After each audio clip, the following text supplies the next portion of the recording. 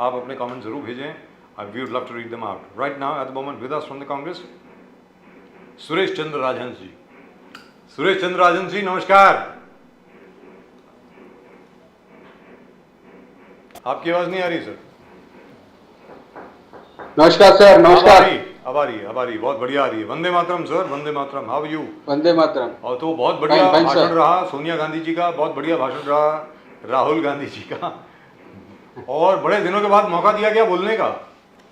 सबसे बड़ी बात है, ये तो सबसे बड़ी खूबसूरती है भारतीय संविधान की. तो राजीव गांधी जी का सपना अब साकार होगा. आज शाम तक मुझे लगता है बिल पास हो जाएगा, लग रहा मुझको. True sir, true sir. आप तो बड़े खुश होंगे अभी, बहुत बहुत खुश होंगे सारे जितने भी कांग्रेस के लोग हैं.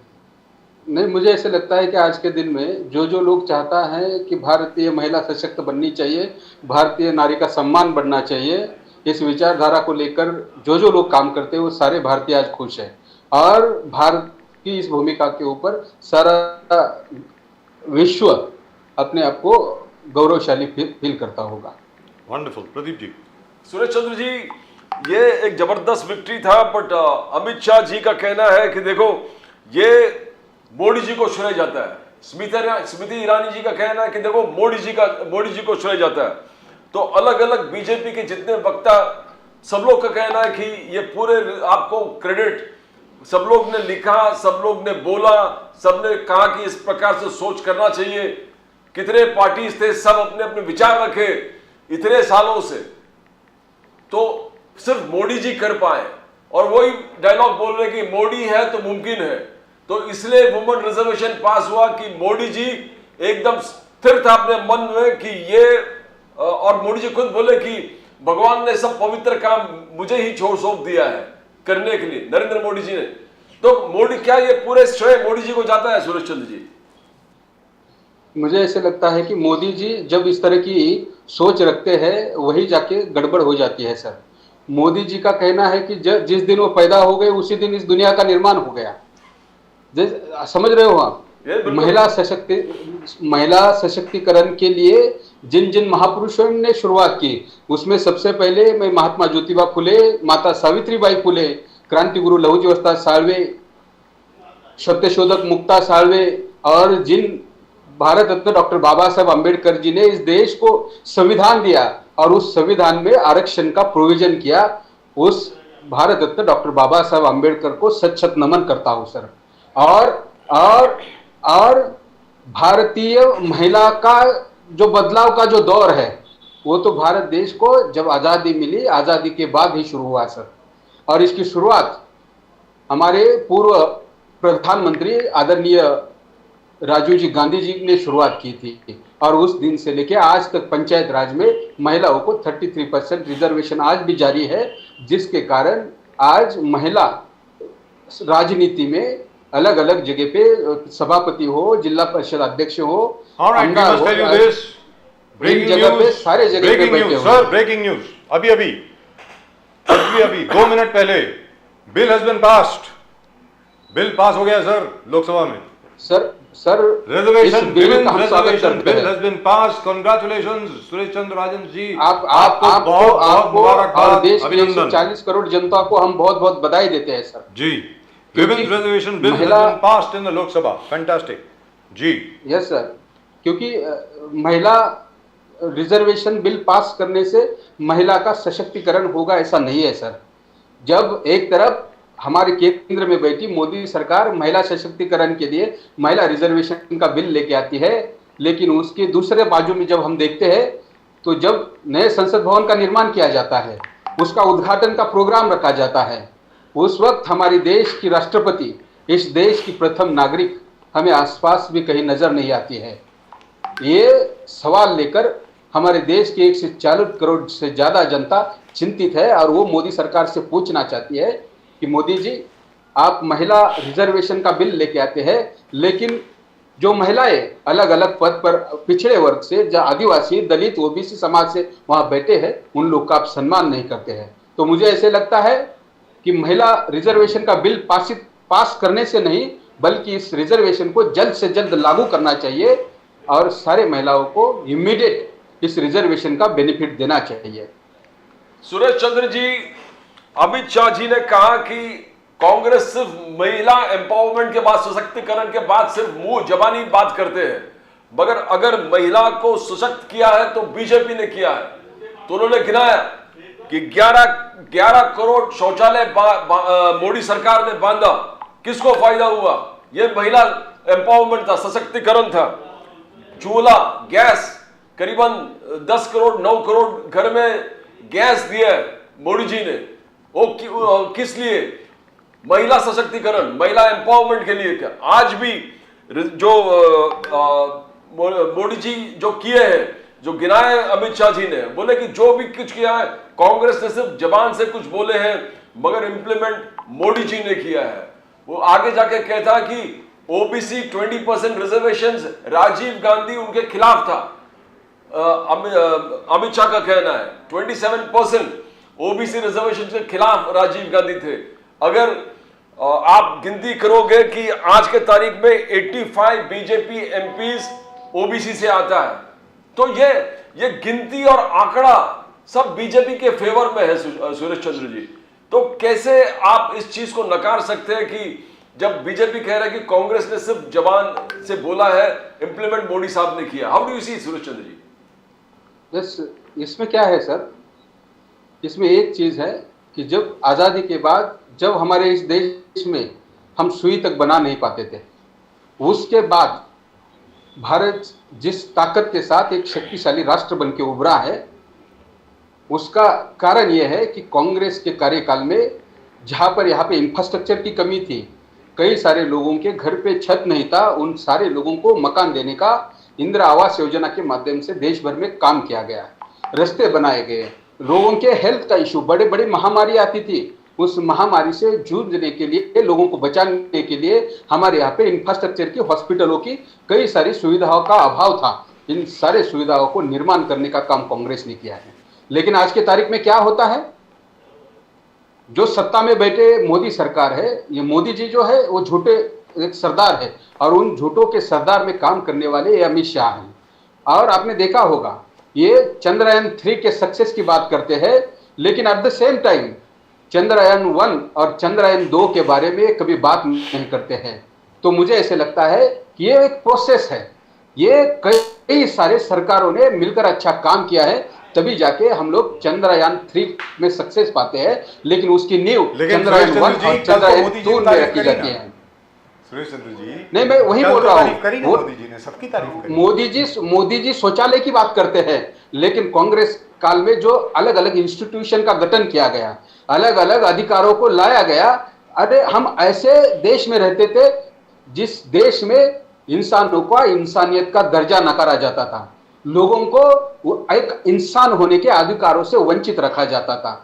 और उसके बाद कई सारे जो समाज घातकी जो विधायक थे, कानून थे, उस कानून को खत्म करके एक सेकुलर राष्ट्र निर्माण करने का, जिसमें सर्व धर्म समभाव का विचार लेके सभी जाति धर्म के विकास करने का काम कांग्रेस ने किया है। तो जी बोलिए। तो ये मोदी जी कल जो भाषण दिए थे सुरेश चंद्र जी, बोले कि देखिए जो पुराने पार्लियामेंट है, इस पार्लियामेंट में आर्टिकल 370 भी देखा है, जिस प्रकार से इस देश को कश्मीर इंटीग्रेट किया इस देश के साथ। उन्होंने कहा कि सबका साथ सबका विकास, यही से गूंज हुआ था। 1 नेशन 1 टैक्स, जीएसटी, वो भी इस सदन ने देखा है, मोदी जी के काल पे हुआ। 1 रैंक 1 पेंशन, वो भी मोदी जी ने किया है। 10% रिजर्वेशन जो गरीबों के लिए है, वो मोदी जी ने किया है।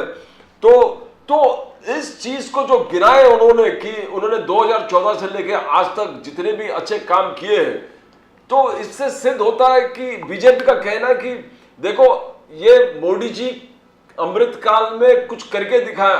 और जब मोदी जी कहा कि भगवान ने सब पवित्र काम मेरे हाथों से करना तय कर दिया है, सुरेश चंद्र जी बार बार उस चीज का दोहराना, कैसे क्या कांग्रेस काल में कुछ हुआ नहीं है, सिर्फ मोदी जी ने किया है? सर प्रदीप जी, इस बात को हमें, इस क्रोनोलॉजी को समझना होगा, क्योंकि मोदी जी देखो चुनाव नजदीक आ गए हैं, 8-9 महीने बाद देश में चुनाव होने वाले हैं। 5 राज्यों के में अभी कुछ दिन बाद चुनाव होने वाले हैं, और वो जैसे 2019 में सर्जिकल स्ट्राइक का हो, झूठे राष्ट्रवाद का मुद्दा बनाकर उन्होंने पॉलिटिकल कुछ फायदा मिलता है क्या उसके बारे में उन्होंने कोशिश किया था, बिल्कुल उसी तरह से ये करते हैं। आप मुझे एक बात बताइए सर, नए संसद भवन में प्रवेश करते समय सरकार ने सांसदों को संविधान की कुछ कॉपियां दिया है। उस संविधान की कॉपियों में से सेक्युलर और सोशलिस्ट इस वर्ड का गायब होना इस किस बात का संकेत है सर?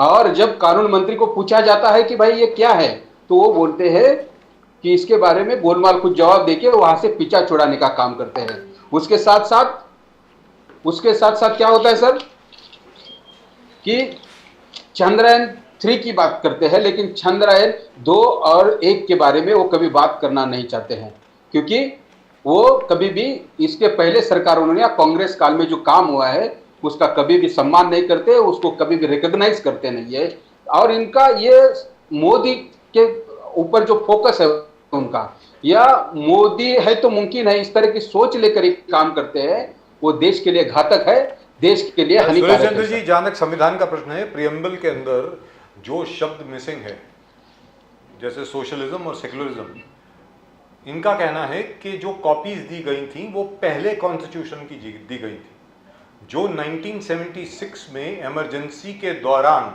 संशोधन लाया गया था इंदिरा जी की सरकार द्वारा, और ये 2 शब्द उसमें ऐड किए थे, सोशलिस्ट एंड सेक्युलर रिपब्लिक जो ऐड किया गया था वो उसमें नहीं है, क्योंकि ये सबसे पहली कृति जो थी कॉन्स्टिट्यूशन की वो दी गई है, ऐसा उनका कहना है।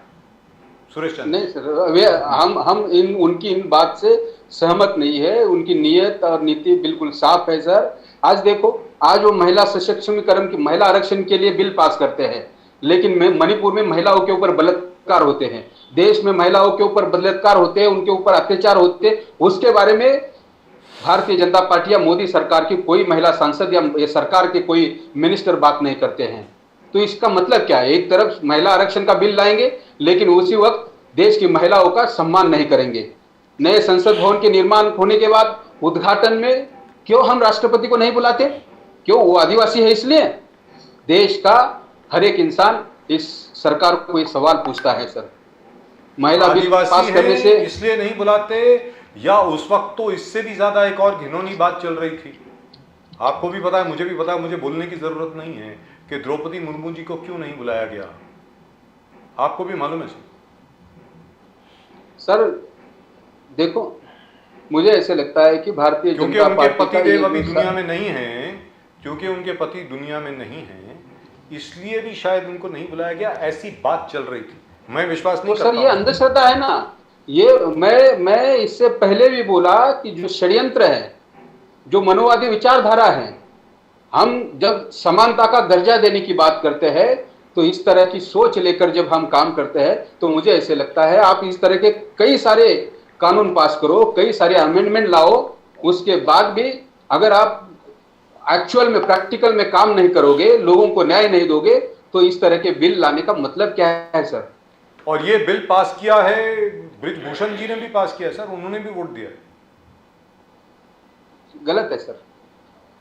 लोकसभा में बैठे थे सर, आज थे लोकसभा में, उन्होंने भी पास किया है सर। सुरेश चंद्र जी, राहुल गांधी जी ने कहा कि 90 सेक्रेटरी है गवर्नमेंट ऑफ इंडिया में, उसमें से सिर्फ 3 ओबीसी है। राहुल गांधी जी का कहना है कि सिर्फ 90 में से सिर्फ 3 ओबीसी है। ये दर्शाता है कि मोदी सरकार ने ओबीसी को जो ऊंचाई पर ले जाना था वो नहीं लिया है। ये सिर्फ 3 सेक्रेटरी ओबीसी है 90 में से, और ये 3 सेक्रेटरी सिर्फ 5% ऑफ बजट कंट्रोल करते हैं। राहुल गांधी जी का कहना है कि जहां ओबीसी रिजर्वेशन वाली बात है या ओबीसी को आगे बढ़ाने वाली बात है, उसमें मोदी सरकार अनसक्सेसफुल, नाकामयाब रहा है। और उन्होंने कहा कि कुछ इसके लिए ड्रास्टिक करना चाहिए, मोदी जी को कुछ करना चाहिए। ये जो ओबीसी रिजर्वेशंस, ओबीसी को जितने एम्पावर करना चाहिए वो मोदी सरकार नहीं कर रहा। सुरेश चंद्र जी, तो कितना सच्चाई है इसमें? राहुल गांधी जी जिस प्रकार से कहा आज। सर, सर, राहुल गांधी, हमारे नेता राहुल गांधी जी और कांग्रेस पार्टी की सोच एकदम स्पष्ट है। कांग्रेस पार्टी शुरू से कहती है कि भाई आप लोक संख्या के आधार पर लोगों को रिजर्वेशन देना चाहिए। अगर जब तक आपके हाथ में लोक संख्या के एग्जैक्टली फिगर हाथ में नहीं है, तब तक आप इस तरह से रिजर्वेशन कैसे आप इम्प्लीमेंट करोगे। इसलिए कांग्रेस पार्टी का कहना है कि आप जल्द से जल्द जाति न्याय जनगणना करो और जाति के आधार पर जितनी जिनकी संख्या है उतना उनको रिजर्वेशन में भागीदारी मिलनी चाहिए। और आज महाराष्ट्र में क्या हो रहा है, ओबीसी समाज का जो रिजर्वेशन है उसमें से भाजपा का या शिंदे सरकार चाहती है कि ओबीसी की कोटा से मराठा समाज को रिजर्वेशन दिया चाहिए। इस बात को लेकर महाराष्ट्र में ओबीसी समाज में एक भय और डर का वातावरण पैदा निर्माण हुआ है। और ओबीसी समाज ने यह भूमिका ली है कि आपको अगर मराठा समाज को आरक्षण देना है तो उनके लिए उनके लोक संख्या जितनी होगी उनको रिजर्वेशन की प्रोविजन किए। अगर आप ओबीसी समाज के कोटे से उनको रिजर्वेशन देते हैं तो ओबीसी समाज ये सही नहीं करेगा और इसके खिलाफ हम आवाज उठाएंगे। और इसी बात को लेकर महाराष्ट्र में नहीं पूरे देश में ओबीसी समाज में एक नाराजगी फैली हुई है सर। लेकिन सुरेश चंद्र जी, इसके जवाब में आदरणीय सम्माननीय अमित शाह जी ने और उसके बाद मेघवाल जी ने ये कहा कि भैया जो सेक्रेटरी बनता है वो अब जो 92 बैच का ऑफिसर होगा वही सेक्रेटरी बनेगा ना अभी जाकर के। तो जो ओबीसी अभी भी आएंगे उसके बाद ही जाकर के सेक्रेटरी बनेंगे, नंबर एक। और ये स्थिति जो थी ये राजीव गांधी जी के वक्त भी थी, डॉक्टर मनमोहन सिंह के वक्त भी थी। दूसरी चीज अमित शाह साहब ने कहा कि अकेली भारतीय जनता पार्टी है जिसमें 85 मेंबर्स ओबीसीज हैं लोकसभा में, यानी 29%, 29% ओबीसी मेंबर्स ऑफ पार्लियामेंट हैं बीजेपी के। और अकेली पार्टी है बीजेपी जिसने एक ओबीसी को प्रधानमंत्री बना दिया। कांग्रेस ने आज तक कभी किसी ओबीसी को प्रधानमंत्री नहीं बनाया। सुरेश चंद्र जी, कांग्रेस पार्टी ने तो हर एक समाज के नेताओं को अलग अलग जगह पे अपॉर्चुनिटी देने का काम किया है, आपने देखा होगा। और भारतीय जनता पार्टी ये इस तरह की सोच लेकर इस तरह के जो फिगर गिनाने का काम है ना सर, वो उनके लिए नया नहीं सर, है। लेकिन वो अलग हाउस पर बोल रहे हैं, फिगर तो ठीक ही होंगे ना, झूठ तो नहीं बोल सकते। मैं वही बोल रहा हूँ ना सर, वो एक आदिवासी महिलाओं को देश का राष्ट्रपति बनाएंगे लेकिन उसको बोलने का मौका नहीं देंगे, उसको एक्सप्रेस करने का फ्रीडम नहीं देंगे। तो इसका मतलब क्या है सर, वो चाहते हैं वो जुमला करके चुनावी राजनीति करके अपना फायदा करने का, लेकिन उस समाज को न्याय नहीं देने का सर। जी, ये तो आप पहले भी बोल चुके हैं। लेकिन एक चीज है, मैं वही बोल रहा हूं, आपको रोक रहा हूं एक सेकंड। जो आप बता रहे हैं सब दर्शक समझ गए सर, हमारे जितने दर्शक हैं बहुत अकल वाले हैं और स्पेशली आपको बहुत ध्यान से सुनते हैं। सुरेश चंद्र राजन जी, ये मैं आपको बता दूं, आप जो बात बोलते हैं बहुत ध्यान से सुनी जाती है क्योंकि हमें भी रिस्पॉन्स आता है। सर, पहली बार है कि राहुल गांधी साहब ने मेरे मन की बात कही थी, वेरी फ्रैंकली स्पीकिंग, आपको बोल रहा हूं। उन्होंने ये कहा कि भैया या तो नया सेंसस करवा लो, caste based empirical data collect करा लो, या फिर जो हम लोगों ने सेंसस कराया था 2011 का जिसका डेटा आपके पास है, या तो आप रिलीज कर दीजिए नहीं तो हम रिलीज कर देंगे। सर, आपको लगता नहीं है कि वक्त आ गया है? इन्होंने कहा था कि डेटा में कुछ गलतियां हैं इसलिए हम लोग रिलीज नहीं कर रहे 2014 में, बिकॉज 2011 का जो सेंसस था उसका डेटा वो कोलेटेड, इसमें 2 या 2.5 साल लगते हैं पूरा डेटा कलेक्ट करने में, एनालाइज करने में। इसको 2014 में रिलीज करना था सर, आज तक उसको रिलीज नहीं किया है। आपको लगता नहीं है कि वक्त आ गया है कि आप लोग सब लोग मिलकर के एजिटेशन करें, आंदोलन करें कि वो डेटा तो रिलीज करो, मालूम तो पड़े कि ओबीसी इसमें से कौन कौन सी जातियां हैं जिनको सबसे ज्यादा फायदा मिला है रिजर्वेशन का, आरक्षण का, शेड्यूल ट्राइब्स में से किसको मिला है, किसको नहीं मिला है, कौन सी ऐसी जातियां हैं जो इकोनॉमिकली वीकर सेक्शंस में आ गई हैं। क्योंकि आखिरकार अगर आपके पास डेटा नहीं होगा तो आप रिजर्वेशन कैसे देंगे? Sir, you are right sir. Sir, हम लोग, हमारे नेता राहुल गांधी जी हो, मल्लिकार्जुन खड़गे जी हो या सोनिया गांधी हो जी, हम लोगों ने ये 2011 में जो जनगणना हुई थी उसका जो सेंसर है रिलीज करने के लिए कई बार सरकार से लेटर लिखा है, डायलॉग किया है, सभागृह में कई बार आवाज उठाया है, लेकिन ये लोग उसको सार्वजनिक नहीं करते हैं।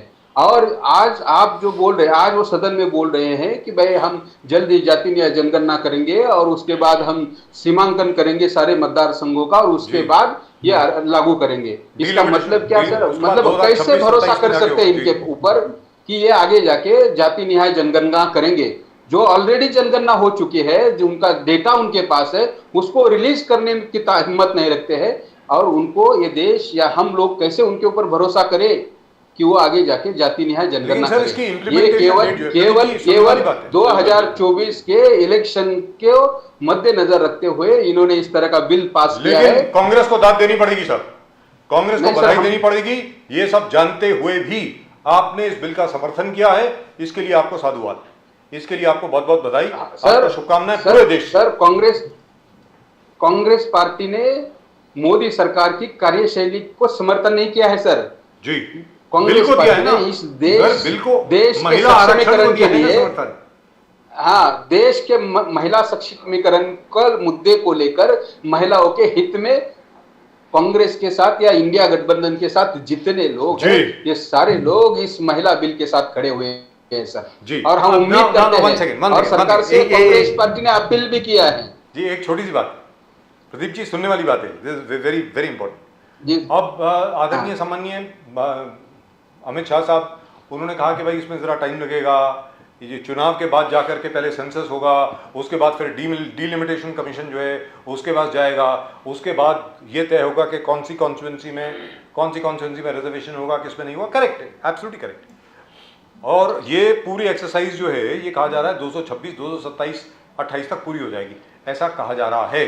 लेकिन एक व्यू पॉइंट ये भी है, बहुत इंपॉर्टेंट है सर, सुरेश चंद्र राजन जी, बहुत इंपॉर्टेंट है कि इसको आप 2035 तक आप इसको इंप्लीमेंट नहीं कर सकते because of limitations placed bye article 106 की लिमिटेशंस की वजह से आप शायद इसको 2035 तक इसको आप इंप्लीमेंट नहीं कर सकते। ये एक सोच है, मुझे मालूम नहीं है कि असलियत क्या है, शायद आपको मालूम हो। इस विषय के बारे में कुछ मालूम हो तो बताएं। मुझे सर, मतलब इस तरह की ये सारे अटकलें लगाई जा रही है, इसके ऊपर ना अलग अलग एक्सपर्ट लोग काम कर रहे हैं और वो जानने की कोशिश कर रहे हैं कि अगर मोदी सरकार या केंद्र सरकार ये जो बातें बोल रही है ना, एक्चुअल में क्या वो 2-4 साल में इंप्लीमेंट कर सकते हैं या इसको और बड़ा टाइम जा सकता है। तो लेकिन हमारे अपोजिशन, कांग्रेस पार्टी के साथ सारे अपोजिशन पार्टियों का एक ही कहना है कि आपने ये बिल पास किया है, इसको आप इमीडिएट इंप्लीमेंट करो। अगर आपको सेंसर का इशू है तो 2011 में जो जनगणना हुई थी उसका डेटा रिलीज करो और उसके आधार पर ये आपकी पूरी कार्रवाई शुरू करो और जल्द से जल्द इस देश के महिलाओं को इस रिजर्वेशन का बेनिफिट दे दो। सुरेश चंद्र जी, 2026 तो 2026 शायद अमित शाह ने कहा कि शायद 2026 तक ये सब होगा इम्प्लीमेंटेशन के लिए, आज बोल रहे थे। बट राहुल गांधी जी ने ओबीसी रिजर्वेशन वाले मुद्दा जो उठाया है, अहम मुद्दा है, जिन्होंने कहा कि 90 में से सिर्फ 3, वो हाईलाइट कर रहे हैं कि ओबीसी को आज तक जो एम्पावरमेंट मिलना चाहिए वो नहीं मिल रहा है। आप इस चीज को लेकर महाराष्ट्र में आओगे तो नाना पाटोले जी ने आरोप लगा दिया था एकनाथ शिंदे जी और देव फडणवीस जी पे। नाना पाटोले जी ने कहा कि जलना में जो आंदोलन किया, जिस प्रकार से जारंगे पाटिल, मनोज जारंगे पाटिल बोले कि ये प्रेरित था और एकनाथ शिंदे जी से प्रेरित ये आंदोलन था, ये नाना पाटोले जी का कहना था। नाना पाटोले जी आगे जाके कह रहे हैं कि जो आंदोलन, मराठा आंदोलन हुआ और लाठीचार्ज एनफोर्स करने वाले देवेंद्र फडणवीस जी था, ये नाना पाटोले जी का कहना। बिकॉज आज पूरे महाराष्ट्र मराठा आंदोलन हो गया, अब ओबीसी का आंदोलन चालू हो गया और ओबीसी का उग्र आंदोलन चालू हुआ है और ओबीसी का पूरा महाराष्ट्र से लोग आके मंत्रालय को घेराव करने वाले हैं। तो आज के तारीख में पूरे महाराष्ट्र जल रहा है और आप नाना पाटोले जी का स्टेटमेंट कैसे देखते हो सुरेश चंद्र जी? सर प्रदीप जी, इसमें 2 चीजें हैं। एक तो नाना भाऊ पटोले जी ने ये स्टेटमेंट जो किया है ना, इसका कुछ आधार है, क्योंकि इस राज्य के गृह मंत्री देवेंद्र फडणवीस या मुख्यमंत्री एकनाथ शिंदे जी ने, जब ये लोग अर्लियर के सरकार में थे, उस वक्त देवेंद्र फडणवीस जी ने कहा था कि मेरा सरकार आता है तो मेरे पहले कैबिनेट में मैं समाज को, धनगर समाज हो या ओबीसी मराठा समाज हो, उसको रिजर्वेशन दूंगा। लेकिन उसके बाद 52 मोर्चे आज मराठा समाज ने निकाले, उसके ऊपर देवेंद्र फडणवीस ने कुछ कार्रवाई नहीं की है। और आपको एक बात बताना चाहता हूं, ये जो मराठा रिजर्वेशन है या उनको रिजर्वेशन देना है, ये राज्य सरकार के हाथ में नहीं है सर। अगर मराठा समाज को रिजर्वेशन देना है, उनके लोक संख्या के आधार पर रिजर्वेशन देना है, तो सेंटर में आज देखो केंद्र सरकार का एक विशेष अधिवेशन चल रहा है, वहां पे अगर ये 50% का जो रिजर्वेशन का कैप है, उस कैप को हटाने की अगर वो वहां पे कानून बनाते हैं, तो डेफिनेटली राज्य सरकार को इस तरह के कम्युनिटी को रिजर्वेशन देने का अधिकार मिल जाएगा। और मराठा समाज के साथ साथ धनगर समाज हो या बाकी अदर समाज हो, जिन जिन समाज को रिजर्वेशन का बेनिफिट नहीं मिलता है, इन सारे समाज को हम उनके लोक संख्या के आधार पर रिजर्वेशन दे सकते हैं। और आपने देखा होगा आज कांग्रेस ने भूमिका ली है, आप महिलाओं को 30% रिजर्वेशन देने का बिल पास कर रहे हो, लेकिन एट द सेम टाइम उन रिजर्वेशन में SC, ST, OBC की जो महिला है उनको भी लोक संख्या के आधार पर वहां पे रिजर्वेशन मिलना चाहिए। SC ST है उसमें सर, उसमें SC ST का है कोटा। नहीं, तो वो मिलना चाहिए, क्योंकि क्या होता है सर, मैं OBC नहीं है सर, OBC नहीं है, SC ST है। वजह सर, मैं आपको एक ना महाराष्ट्र का एक उदाहरण देता हूं सर। जी बोलिए सर।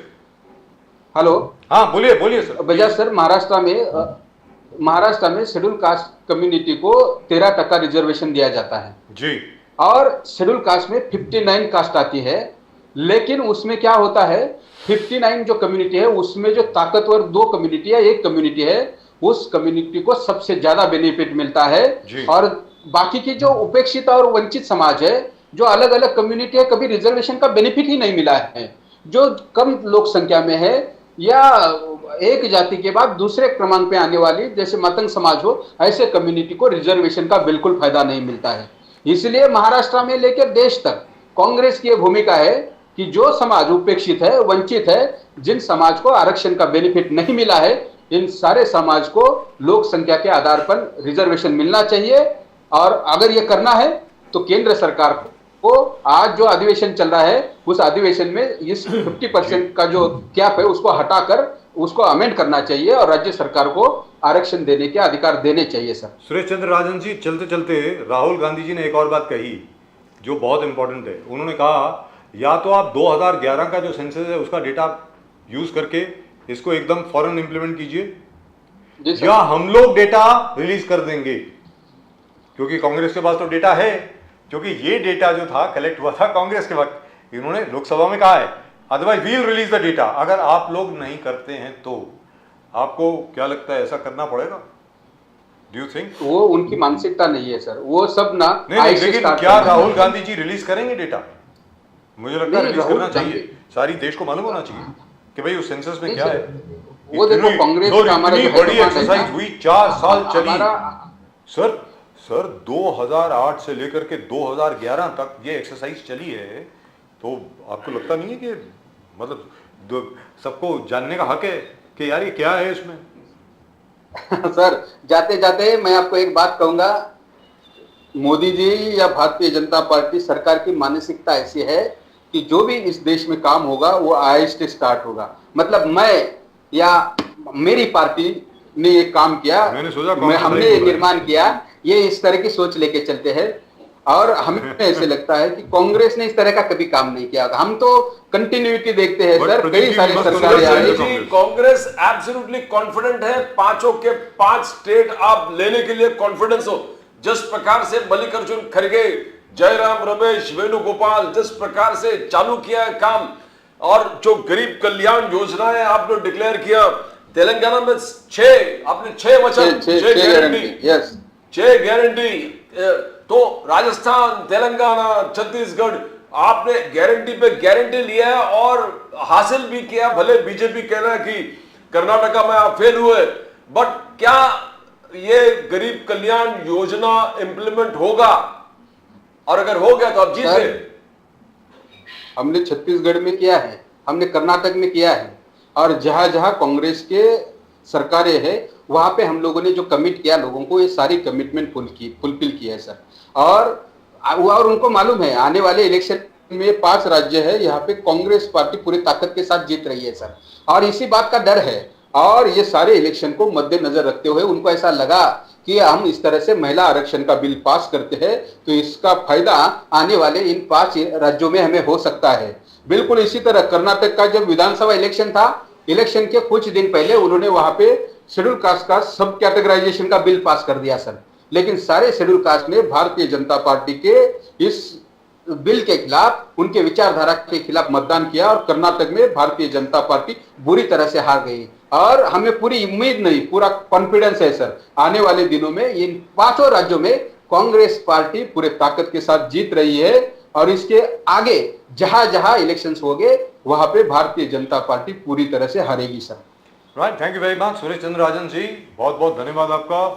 आपको गणेश उत्सव की बहुत बहुत बहुत बहुत शुभकामनाएं। गणेश आपको चतुर्थी की दोनों को शुभकामनाएं। बहुत बहुत शुभकामनाएं sir. Thank you so much. Vande Mataram Thank you, sir, Bharat माता की जय। वंदे जय मातरम। Hind, thank you. जय जय जय जय महाराष्ट्र। जय Maharashtra, thank you. So now the 2011 census assumes a lot of importance because even though Mr. Amit Shah says that this will be implemented by 2026 to 2027, I doubt it very much because I don't think they'll be able to complete the exercise so fast. Because even if the census starts, say around after 2024, by the time the data is collected, by the time it is collated and analyzed, it will take another 2 to 3 years, which means your data collection itself is going to take at least 3 years. और उसके बाद जाकर के delimitation की exercise शुरू होगी, which means we are looking at 2029 elections. 2029 के election को हम लोग देख रहे हैं. So, well, let's see how it goes. That's the way, but the intent was there. Mr. Modi wants to do something that nobody wants to create a history. He's done it. He's creating history everywhere. Pradeep ji, article 370 जैसे आप बार-बार बोलते हैं, article repeal of article 370 and 35A. बिल्कुल। राम मंदिर. Yes, yes. Repeal and prohibition of verbal triple talaq. Verbal triple talaq has been made a criminal offence. Yes. Nobody else had the guts to do it. He's done it. और sir Ram temple 550 साल के बाद अगर निर्माण हो रहा है, sir Ram मंदिर he is already itched himself where history is concerned. Krishna जन्मस्थान बाबर के काशी लोगों ने विश्वनाथ तोड़ दिया और रिवाइव किया नरेंद्र मोदी ने. 550 years. This country had to wait 550 years sir Kashi Vishwanath for to build its own temple of their own god, and so the credit is out. Well, for it him. all depends. Now, do remember Winston Churchill also led Britain to victory in the Second World War and lost the elections in 1947 to the Labour Party led by Clement Attlee. So I hope the people of India decide very, very wisely. No, the point is, as a Prime Minister, have you done something? Yes. Now, if you have the list, Which is why, irrespective of whatever Winston Churchill may have done as far as India is concerned, he called us a beastly people with a beastly religion. He was also held responsible for the Bengal famine, where he refused to release wheat that was supposed to go, Australian wheat, which they said could have been easily released for relief for the Bengal famine, and he said no, I want it as a reserve for our soldiers. And they didn't even have granaries in England to store that wheat. So over 2 million people died. But that's a separate issue. But he was great for Britain. Let's be very clear. he wanted to give it to military, his army that is. But they didn't even have warehouses to Yes. store that wheat. They didn't need it. But all I'm saying is he was good for his country. And what Mr. Modi has done, he will definitely go down in history as the man, if nothing else, who repealed Article 370 and 35A and the Ram Mandir. He's got a huge. I mean, आप देखोगे That the is huge. report card आप देखोगे among all the prime ministers. Yes. If you compare it across spectrum since independence. Let's ask